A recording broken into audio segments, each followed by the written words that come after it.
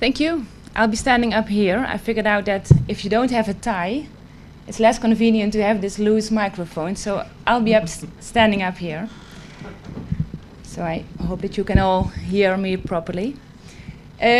Also, Steve, I did decide not to change my presentation anymore after the pleasant evening of yesterday night. So I was not changing anything afterwards. My presentation actually nicely connects to the presentation that Steve gave. And also actually to all the work that we heard yesterday. It was a lot about volatility, the price volatility drivers. Steve just explained items about how do price levels move across the chain. I will be focusing on how does price volatility move along the chain. So it's different than anything you heard before. Should be different. So, well, the question for you, of course, is this an interesting issue? How does volatility move along the chain? Because in general, literature agrees that transmitting the levels of prices, well, that's useful. That's a good thing. We should all react properly to market signals. So transferring price levels along the chain, well, that's good. But what the second bullet says, is this also true for the transmission of unpredictable shocks, so the volatility? Do we also want that to move along the chain? Well, in generally, that is considered not so useful because it brings uncertainty if you transmit these unpredictable shocks. It brings even more uncertainty. Well, then why do you want to know this? Well, if the volatility transmits, it would be quite efficient for policymakers, for risk managers, because then, as the last bullet says, if transmission is true, risk management could focus on a single stage of the chain, and then, well, the spillover will take care of the rest. Then prices will become stable in all parts of the chain. So it would be useful from that perspective. I can already tell you that that is not going to be the case. So you already know my conclusion, actually. But I'll tell a bit more, because also I want to use my minutes. So actually, literature confirms the transmission of volatility. So not the levels, but even the volatility. It's, yeah, literature says that's indeed transmitted along the chain. For instance, feed price volatility transmits to farm output price volatility, retail back to the farm, wholesale, retail, both directions, volatility transmission. I included in very small letters. If you like to read a review about this literature, you can find our publication. It's from 2014, just out in agribusiness. But more importantly, there is my but at the bottom of the slide. So these, yes, these literature, they confirm this transmission of volatility, but they've only been studies for the US, or mainly, some for the Greek market. So not so many European food chains have been investigated. Also, there was no study quantifying the impact of exogenous factors like policy interventions. So therefore we thought more analysis is needed, and I promise not to give just a number just below 1 and be happy, but to make a bit further of interpretation. So what did we do? We studied 4 EU food chains, 2 in Germany, 2 in Spain. It's of course very much data-driven, what the selection that we made. 2 pork, 1 cheese, tomatoes. There is monthly price data, roughly covering the period 2000 to 2012.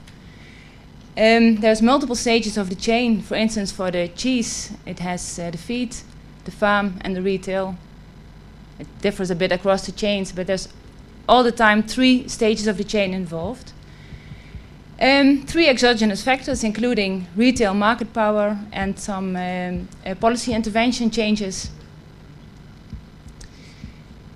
We modeled using multivariate gauge modeling. And that brings me to the point mentioned by Steve in the previous presentations, that often we stop over there. We do the modeling and we say, yeah, we found significant parameters. Okay, we can conclude, yes, there is transmission, or no, there is no transmission. But then we went to talk to our advisory committee, Wim Kloosterboer, just before summer last year. And he said, is that all you can do? Is that all, this multivariate gauge modeling? And then conclude on yes or no price transmission, price volatility transmission. And that put us to well, critical thinking. Is this all we can do? And we said, no, we can do more. Because you wanted to know if the feed prices change a lot, what impact does that have on the milk price, for instance? That was your question. There was a lot of feed price volatility going on. And you said, yeah, we also want to know, does that lead to an impact on the milk price volatility? So we went into the area of impulse response modeling for volatility. This was a quite interesting exercise. With that, we cannot exactly answer your question, Wim, but we can give a lot more insight than we could before. We can give at least whether there is a positive or a negative impact from the one stage into the other stage. But don't become too happy yet, because we don't find any significant impacts anymore. So with the multivariate gauge modeling, almost everything turned out to be significant. But then with these additional exercises, we, well, not too much found anymore. But also that is important knowledge, I think. So let's have a look to the results. I say mixed results because by mixed feelings it gives a bit. Because, yeah, it's not completely in line with the literature. So normally you hope to find something that is just below 1 and in line with the literature. But in both cases, yeah, we find something different. So actually the multivariate gauge modeling says in most cases there is indeed transmission between stages that's significant, bidirectional, so from the feed to the farm, from the retail back to the farm. So if retail prices are volatile, the farm prices become more volatile. Everything was almost found to be significant. Few exceptions. You expect that also to be true for the German cheese chain, for instance, but there we didn't find significant relation between volatile feed prices and then the milk price at farm level, but a lot of significant results. This was also true for the exogenous factors. Market power leads to price rigidity. Also, that was already qualitatively formulated in the literature, but now it's quantified here for these 4 European food chains. Intervention pricing reduces transmission of farm price shocks. So there was we looked at the milk price intervention before 2003 versus the situation afterwards. And yeah, before 2003, this intervention pricing led to reduced transmission of volatility along the chain. However, then this nice advisory committee that we have, always challenging us in the project, really good. Then we did these additional analyses, and then only very few significant volatility transmissions were found. Okay, what does this mean? What are the implications here if these impulse response analyses are indeed correct and are a bit contradictory to what the literature is already revealing? Well, I think it's what it means is that if you think about risk management, you cannot rely on hoping to have efficient spillover effects from stabilizing one market and then thinking it flows into the chain, but you have to look to each different actors of the chain.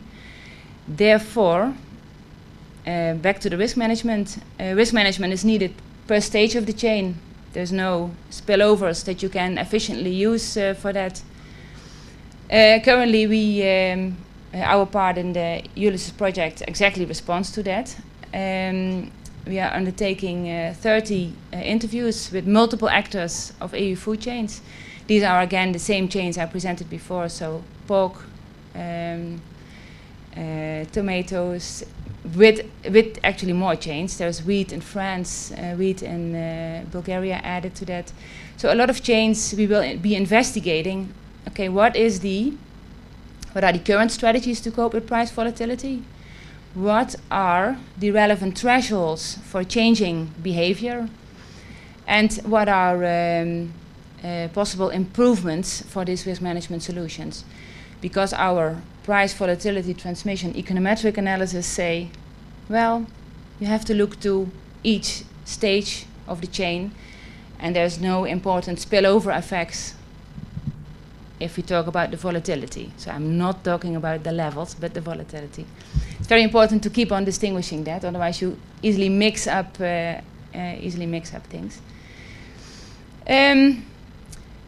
Yeah, policy conclusions with respect to these exogenous factors that we studied are a bit ambiguous to me, because what we found is, so in principle you say volatility is not good, it's leading to a lot of uncertainty. And then we conclude, okay, retail market power is giving, or is leading to a price rigidity. So yeah, what is then the policy conclusion? Should you then stimulate market power? Is that what we want? So that's a bit, I'm not so sure what I have to conclude for that.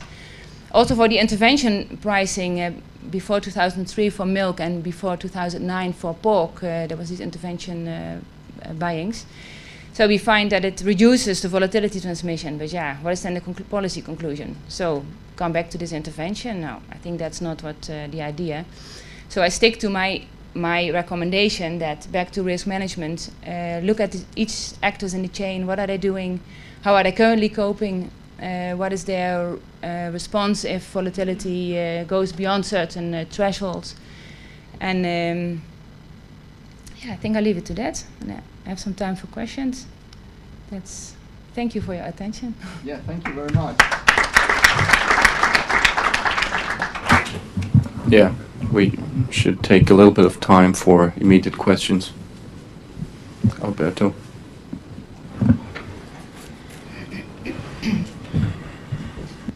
Thank you, Miranda. Could you make a few comments about the conclusions of your interviews, what you've seen, what kind of innovations, what kind of concerns you found in the course of the interviews that you performed?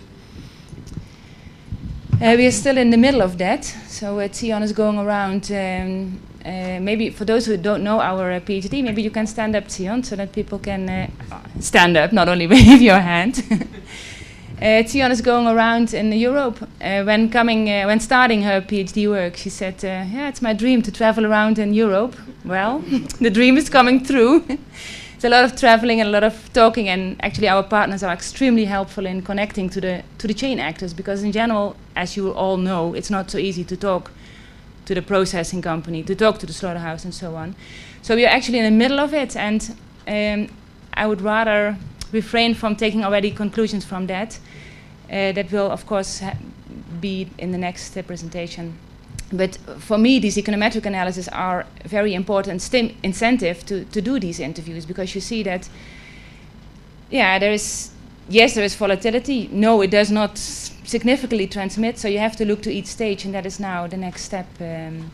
But yeah, we're in the middle of it. So some countries already finished, but others still have to come. Thank you. I would like to come back to what you indicated in one of your slides about the significant volatility transmissions. You indicated that you had found some. Could you elaborate which sectors or where exactly did you find that significant volatility transmission? Yeah, we found it, for instance, not at all That is the reverse of your question, I know, but not at all for the pork chain. No significant transmissions at all in the impulse responses. Yes, in the multivariate gauge modeling, but no, not anymore in the impulse responses. We found one between feed and farm for the German cheese sector, some for the tomatoes in Spain, but only 5 or something like that. I can give you the details if you really want to know exactly the direction, because that is, we can also say something about that. I must say that sometimes the direction surprises me, and I really need to think hard what is going on here. What was the one looking at Sion? We had discussion yesterday evening, but that we did after the dinner, so now I forgot the discussion. So it's not always evident what the... it's not always so easy to explain what is going on. This... what was it? If you... yeah, if you would reduce... That's the one. If you would reduce the volatility at farm level, then we find that feed prices would go up. The feed price volatility would go up. What's going on there? So normally the farm volatility reduces the feed price volatility, and it's not exactly what we... Yeah, it's not so sure how to exactly interpret that. So some come out, but it's not always evident. But my main message there is, with these impulse responses, most is not significant at all anymore. Only a few for which we even wonder, well, what's going on? Another question? Last one? Okay, then we defer further discussions to the end of the session.